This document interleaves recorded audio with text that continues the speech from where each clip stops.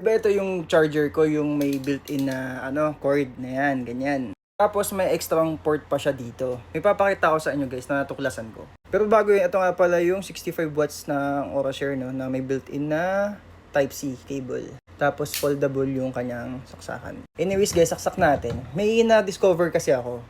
Kasi may MacBook ako na laptop. Tapos yung charger na ginagamit ko is ganito siya kalaki. Napaka-bulky niya. Kung i-compare mo dito sa charger na ginagamit ko ngayon. Tapos ito yung cord ko. Yan. Since nasasaksakan pa siya ng extra maliban dito sa kanyang built-in, pwede ko isaksak dito yung cord na to. Pero hindi ko alam kung gagana ba dito sa ating laptop. Kasi pang cellphone to actually. So try natin saksak guys. Yan. Oh, gumana siya guys. Gumana siya. Yan, di ba?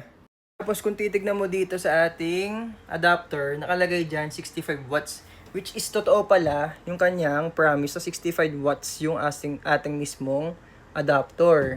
Saka maganda to guys sa mga yung mga ayaw nagdadala ng mga cellphone charger, yung may kasama pang cord kasi minsan nawawala, naiiwan ganun. Ito built-in na siya guys. Tapos napaka neat niya ng tingnan, napaka linis ng tingnan. O, di ba? Ayos na.